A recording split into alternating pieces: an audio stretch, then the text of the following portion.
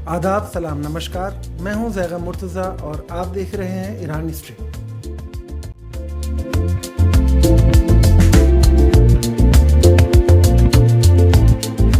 America और Iran के बीच होने वाली डील को लेकर इन दिनों तमाम तरह की खबरें और तमाम तरह के दावे सोशल मीडिया और मीडिया पर तैर रहे हैं। हालांकि इस डील का ऑफिशियल मसौदा भी सामने नहीं आया है, लेकिन इसके जो पॉइंट्स हैं उसे लेकर अमेरिकन मीडिया में एक अच्छा खासा डिस्कशन चल रहा है और इसी को लेकर तमाम तरह के सवाल लोग पूछ रहे हैं। इनमें जो दो अहम सवाल हैं वो ये हैं, क्या ईरान इस डील के बदले में लेबनान और गज़ा में अपने पैर पीछे खींच लेगा और अपने सहयोगियों को उनके हाल पर छोड़कर बाहर आ जाएगा? और दूसरा सबसे बड़ा सवाल ये है,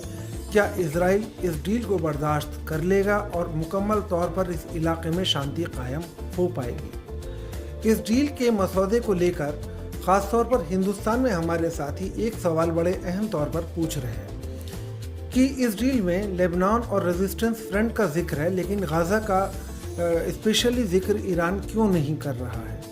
तो इसमें सबसे बड़ी बात तो यह है कि लोगों को पहले समझना होगा कि रेजिस्टेंस फ्रंट है क्या। पहले तो हमें ये समझना होगा कि ईरान जब भी रेजिस्टेंस फ्रंट का जिक्र करता है या रेजिस्टेंस फ्रंट का नाम लेता है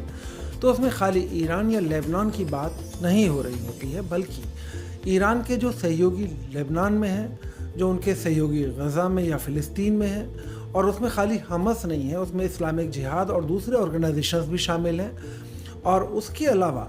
सीरिया में या यमन में जो उनके साथी हैं, ख़ास तौर पे अंसारुल्लाह, उनका भी जिक्र होता है। और उनके बिना कोई भी समझौता ईरान को मंजूर नहीं है। और ये बात ईरानी ऑफिशियल्स ने, ईरानी पार्लियामेंटेरियंस ने और ईरानी लीडरों ने बार बार कही है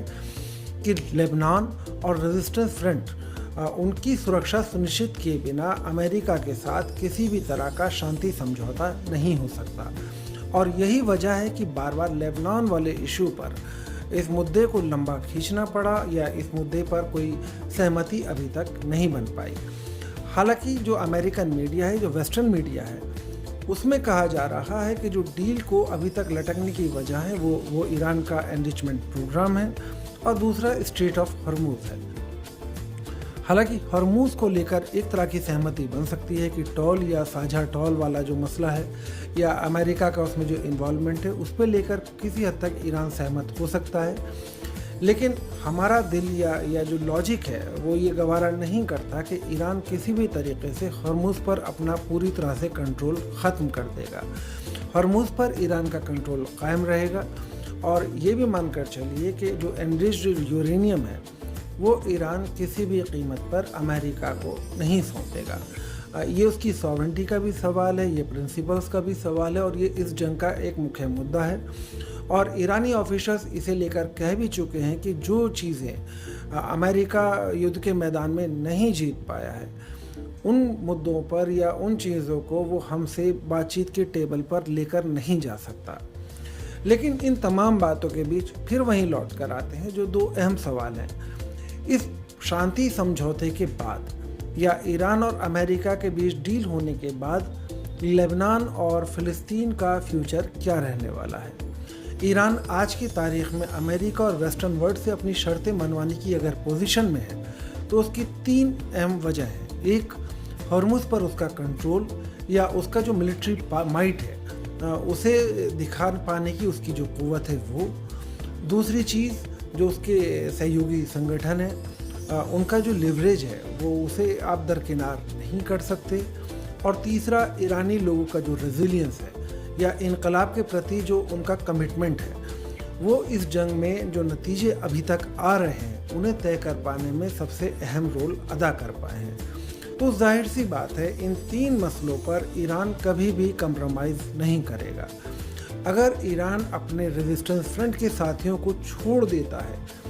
ये जो कहा जा रहा है कि डील के बदले में ईरान अपने सहयोगी संगठनों, ख़ासतौर पे अंसारुल्लाह, हिजबुल्लाह या हमास या इस्लामिक जिहाद या जो सीरिया में उनके जो सहयोगी हैं उन्हें छोड़कर कंप्रोमाइज़ कर लेगा, तो ये बहुत ही बचकाना बात है। कोई भी जो वाइज माइंड है या जो भी लॉजिकली सोचने वाला इंसान है इस बात को तस्लीम कर ही नहीं सकता कि ईरान इन संगठनों को या अपने सहयोगियों को छोड़कर अमेरिका के साथ कोई डील कर लेगा। इसकी दो बड़ी अहम वजह हैं। एक तो ईरान के जो सहयोगी संगठन है वो उसकी ताकत है, और रीजन में जो ईरानियन माइट या ईरान अपने आप को आज सुपर पावर कह पाने की पोजीशन में आ गया है, उसमें इन सहयोगी संगठनों का बहुत अहम रोल रहा है। मान लीजिए अगर हिजबुल्लाह लेबनान में ना हो तो, या हमास फ़लस्तीन में ना हो तो ईरान का जो लीवरेज पॉइंट है, जो ख़ास तौर पे इज़राइल को शांत रख पाने, वो ख़त्म हो जाएगा। और यही एक वजह है कि अमेरिका इन सहयोगी संगठनों की आर्थिक और सैन्य मदद बंद कराने पर अड़ा हुआ है। और ये अमेरिका का पॉइंट शायद नहीं है, ये पॉइंट आ रहा है इज़राइल की तरफ से। तो जैसा कि एक सवाल हमने शुरू में कहा था कि क्या इज़राइल इस शांति समझौते को स्वीकार कर लेगा, तो हमें नहीं लगता कि ये शांति समझौता इज़राइल के गले उतर पाएगा। ये यकीनन तौर पर हम मान सकते हैं कि इज़राइल इस वक्त अपने सबसे बुरे दौर से गुज़र रहा है। अगर अमेरिका उसके पीछे से अपना हाथ खींच लेता है तो आपको क्या लगता है कि इज़राइल 2 दिन या 4 दिन या 2 महीना 2.5 महीना इस जंग में टिक पाएगा? शायद नहीं। इसकी सबसे बड़ी वजह तो ये है कि इज़राइल के पास जो मिलिट्री माइट या जो रीजन में अपने आप को एजर्ट करने की जो क़ुव्वत आती है वो अमेरिका की सैन्य और आर्थिक मदद से आती है। अमेरिका अगर ये आर्थिक मदद देना बंद कर दे या सैन्य या हथियार देना बंद कर दे तो यकीन जानिए इज़राइल इस लड़ाई में इतना लंबा खींच पाने की क़ुव्वत खो देगा। और न सिर्फ क़ुव्वत खो देगा, ये इज़राइल के लिए एग्जिस्टेंस का सवाल बन जाएगा। इज़राइल की इकोनॉमी या इज़राइल का जो इकोनॉमिक जो सिस्टम है वो लंबी जंग को बर्दाश्त कर पाने या लंबी जंग के खर्चे उठा पाने में नाकाम रहेगा। इस डील को लेकर ना सिर्फ दुनिया भर के डिफेंस एक्सपर्ट्स बल्कि खुद इज़राइल के ऑफिशियल्स, उनके डिफेंस पर्सनल्स और उनके मिनिस्टर्स और ख़ुद प्राइम मिनिस्टर बेंजामिन नेतन्याहू इस तरह के बयान दे रहे हैं कि ये जो डील है ये इज़राइल के एग्जिस्टेंस पर सवाल खड़ा कर देगी और उनके लिए एक बहुत बड़ा थ्रेट है। तो जाहिर सी बात है उनकी चिंताएं सामने आ रही हैं से, या उनके जो डिफेंस मिनिस्टर के अलावा जो उनके जो और दूसरे मिनिस्टर्स हैं वो भी ये कह रहे हैं कि इस डील को मानना या ना मानना ये इज़राइल की स्वतंत्र नीति का हिस्सा है और वो शायद इस पर अमल नहीं करेंगे। हालांकि वो बातें दुनिया जहान की इस तरह की कर रहे हैं कि हम पर अगर हमला होगा तो हम तुरंत रिटेलिएट करेंगे, और अभी फ़िलहाल अमेरिका की वजह से हम शांत बैठ जा रहे हैं। लेकिन ये अगर हमारा कोई टेक्निकल या कोई डिफेंस इशू होता है तो हम उसमें जवाब ज़रूर देंगे। लेकिन हमें नहीं लगता कि अमेरिका के बिना या अमेरिका की बैकिंग के बिना इज़राइल इस पोजीशन में है कि इस रीजन में वो प्रॉक्सीज़ या जिन्हें वो कह रहा है कि ये जो ईरानियन प्रॉक्सीज़ हैं इनका कोई जवाब देने की पोजीशन में वो है। उसके कई रीज़न हैं। उसके रीज़न एक तो ये है कि उनके जो डिफेंस की जो सप्लाईज़ हैं और ख़ास तौर पे जो उनका एयर डिफेंस सिस्टम्स या जो एंटी मिसाइल सिस्टम्स या पेट्रियट या थार्ड जैसी जो उनकी जो मिसाइल्स इज़राइल यूज़ कर रहा है वो अमेरिका से आती है, और अमेरिका उसके लिए ना सिर्फ सप्लाईज़ बल्कि उसके लिए जो खर्च है वो भी अमेरिका उठाता है, और उसे बनाए रखने, इज़राइल को बचाए रखने में अमेरिका का बड़ा अहम कंट्रीब्यूशन है। तो अमेरिका से बिगाड़ कर ना तो इज़राइल एग्जिस्ट कर पाएगा और ना अमेरिका की मदद के बिना इज़राइल की इतनी हिम्मत है कि वो कहीं रिटेलिएट कर पाए या कहीं कोई शांति समझौते को तोड़ने की कोशिश कर पाए। हालांकि डोनाल्ड ट्रंप अभी तक बेंजामिन नेतन्याहू के बहुत करीबी दोस्त माने जाते रहे हैं, लेकिन पिछले दिनों जिस तरह की खबरें आई हैं वो ये बता रही हैं कि ट्रंप और नेतन्याहू के बीच सब कुछ सही नहीं चल रहा है। ट्रंप इस बात से नाराज़ हैं कि बेंजामिन नेतन्याहू ने उनको गुमराह किया और उनके जो इंटेलिजेंस एजेंसी मोसाद है उसने उन्हें भरोसा दिलाया कि वो जंग एकदम ख़त्म कर लेंगे और हम तुरंत जीत कर निकल आएंगे, और अमेरिका को उसमें फंसा कर इज़राइल ने उनका बहुत ज़्यादा नुकसान करा दिया है। और ख़ास तौर पर पॉलिटिकली जो एक मैसेज अमेरिका की आवाम के बीच गया है और उनकी जो रेटिंग गिर रही है, पॉलिटिकल रेटिंग रोज़ाना कमज़ोर पड़ रही है, उसे लेकर डोनाल्ड ट्रंप बहुत ज़्यादा चिंता में है। उनकी पार्टी रिपब्लिकन पार्टी को चिंताएँ हैं कि नवंबर में जो मिड टर्म आ रहे हैं उसमें आखिर क्या होगा, तो जाहिर सी बात है, जो लोग ये सवाल पूछ रहे हैं कि भाई ये शांति समझौता क्या टिकेगा, कब तक टिकेगा, या इसका असर क्या होने वाला, तो उसमें दो चीज़ें इसमें बड़ी अहम है। एक तो ट्रंप नवंबर तक, कम से कम जब तक वहाँ मिड टर्म पोल नहीं हो जाते हैं, तब तक वो किसी नए कन्फ्लिक्ट में नहीं जाना चाहेंगे, और वो चाहते हैं कि किसी भी तरीके से ये मामला वाइंड अप हो, पैसे देकर पीछा छूट जाए हमारा, वहाँ से किसी तरीके से मतलब ये मैसेज भी ना जाए कि हम हार गए, और हम वो अपनी शर्तों पे या अपना एजर्शन दिखाकर वहाँ से किसी तरीके से निकल जाए। और वो निकलना इसीलिए ज़रूरी है कि नवंबर के जो मिड टर्म पोल हैं उसमें जो अभी तक सर्वेस बता रहे हैं कि उनकी पार्टी हार की तरफ बढ़ रही है। तो उन्हें लगता है कि अभी 3-4 महीने का टाइम है, और हम अगर इस वॉर से निकल आते हैं तो हम फिर लोगों को थोड़ा अपने जो वोटर्स हैं उन्हें समझा पाने में कामयाब होंगे कि हमने ओबामा से बेहतर कुछ कर दिया है, या शायद न्यूक्लियर डील के नाम पर या ईरान का न्यूक्लियर प्रोग्राम हमने कर्टेल कर दिया है, और ये कभी बम बनाने की पोजीशन में नहीं आ पाएगा। तो ये एक सिलेबल पॉइंट है उनके पास इलेक्शन में। लेकिन दूसरी तरफ मसला ये है कि बेंजामिन नेतन्याहू, उनको ना मिड टर्म चुनाव का सामना करना है, ना उन्हें ट्रंप की कोई ऐसी चिंता है। उनकी चिंता इस बात को लेकर है कि अगर अमेरिका 2 या 4 या 6 महीने इस जंग से दूर रहता है, या उनकी इकोनॉमिक जो हेल्प है अमेरिकन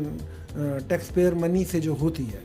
या जो हथियार उन्हें आते हैं, अगर उनकी सप्लाईज पर रोक लग गई, या ट्रंप ने किसी तरीके से उनसे जो नाराज़गी जताई है उसे वाकई में उन्होंने अमली जामा पहना दिया, तो उनके लिए फिर एग्जिस्टेंस का सवाल बन जाएगा, और फिर वापस हम वहीं पहुंच जाएंगे जहां अब से 4 या 6 महीने पहले, इस लड़ाई से पहले, इस कन्फ्लिक्ट में हम थे। तो जाहिर सी बात है, इजराइल नहीं चाहता कि अमेरिका इस लड़ाई से बाहर निकल कर जाए, तो इसे वापस लाने के लिए या अमेरिका को पुल आउट करने के लिए फॉल्स फ्लैग ऑपरेशंस का भी एक इम्कानात है, या इस तरह के भी इम्कानात हैं कि कोई ऐसा माहौल बनाने की कोशिश करें बेंजामिन नेतन्याहू के भाई वो हो हल्ला मचे, और किसी तरीके से डोनाल्ड ट्रंप मजबूर हो जाएं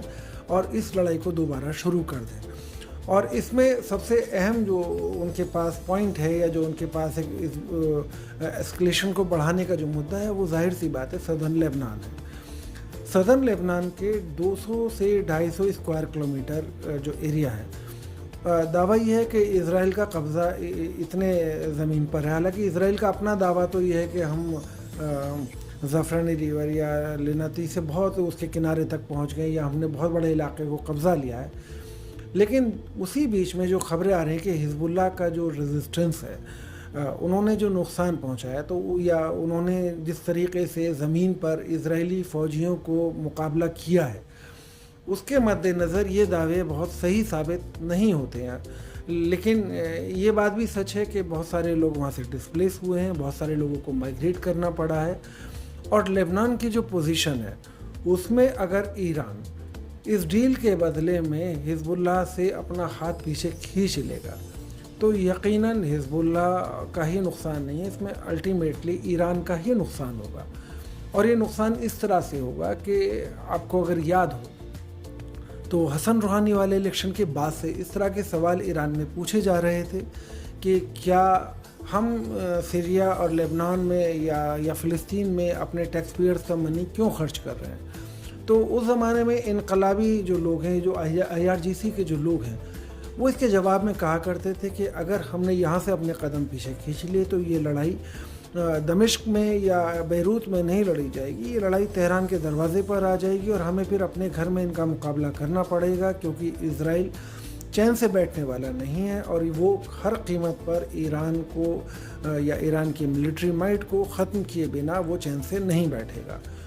तो जाहिर सी बात है, जब ऐसे हालात हैं तो ये मान लेना कि शांति कायम हो जाएगी, या इस इलाके में, इस रीजन में बिल्कुल सब कुछ अच्छा होने वाला है, या ये जंग ख़त्म हो गई, तो थोड़ा जल्दबाजी होगी। और हमारा ये मानना है कि अभी इस इलाके में शांति नहीं आ रही है। थोड़ा मतलब उसमें रफ्तार में कमी आ सकती है, या कन्फ्लिक्ट को थोड़ा डाउन टोन किया जा सकता है,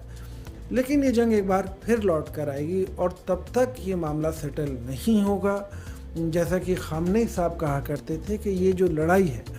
ये लड़ाई वैचारिक लड़ाई है, एक पक्ष को सरेंडर चाहिए और हमारी फितरत में सरेंडर नहीं है। तो अमेरिका या जो इज़राइल है उनकी फितरत या जो वेस्टर्न वर्ल्ड है उनकी फितरत अभी तक ये नहीं रही है कि वो पैसे देकर या समझौता करके या हार मानकर कहीं से निकल जाए। और बीच में अभी डोनाल्ड ट्रंप ने कहा भी था कि हम किसी भी मुल्क में जाते हैं, वहाँ कब्ज़ा करते हैं, 10-15 साल रहते हैं, लूटपाट करते हैं, वहाँ के रिसोर्सेज को लेकर जाते हैं और मन मर्जी से लोगों को अपने हिसाब से वहाँ पर निज़ाम कायम करते हैं और निकल जाते हैं। तो ये ईरान में नहीं हो पाया, तो जाहिर सी बात है ये ज़ख्म अमेरिका को गहरा लगा है। उसका जो इकबाल है, जो एक वर्ल्ड पावर की जो उसकी इमेज है, उस पर उसे नुकसान पहुंचा है। तो ऐसे में डोनाल्ड ट्रंप या उनके बाद के जो भी प्रेसिडेंट आएंगे तो वो इसे इतनी आसानी से मान लेंगे, ये हमारा दिल नहीं कहता है। तो यकीन जानिए अभी ये ना गज़ा का मसला जब तक सॉर्ट आउट नहीं होगा या जब तक लेबनान का मामला सेटल नहीं होगा या सीरिया में मुकम्मल तौर पर शांति नहीं आएगी या यमन में जो ईरान के सहयोगी हैं उनकी सुरक्षा सुनिश्चित नहीं होगी, तो ईरान किसी भी डील को पूरी तरह से तस्लीम नहीं करेगा। और अभी जो बात चल रही है वो एक मुकम्मल डील की बात वैसे भी नहीं चल रही है, वो एक MOU है जो 60 दिन का एक शांति ख़रीदने का या उसे शांति को कायम करने की बात कर रहा है। तो अभी इंतज़ार करते हैं और नज़र बनाए रखते हैं। और इस बीच में हमारा एक सवाल आपसे भी है, आपको क्या लगता है कि क्या वाकई में इस इलाके में शांति आने जा रही है या ये डील सफल हो पाएगी, इज़राइल शांत रह पाएगा? इस पर आपका क्या सोचना है? आप भी अपने जो विचार हैं वो कमेंट बॉक्स में लिख सकते हैं। आपको अगर ये वीडियो अच्छा लगा है तो आप इसे शेयर कीजिए, आप नीचे कमेंट कीजिए, आप अपने दोस्तों को हमारे चैनल के बारे में बताइए और कोशिश कीजिए ज़्यादा से ज़्यादा लोगों तक हमारी बात पहुँचे। तो आप लोगों का शुक्रिया, धन्यवाद, खुदा हाफिज़। आपसे फिर कभी मुलाकात होगी किसी नए टॉपिक के साथ इसी ईरान स्ट्रीम चैनल पर। आप हमें आज्ञा दीजिए। नमस्कार।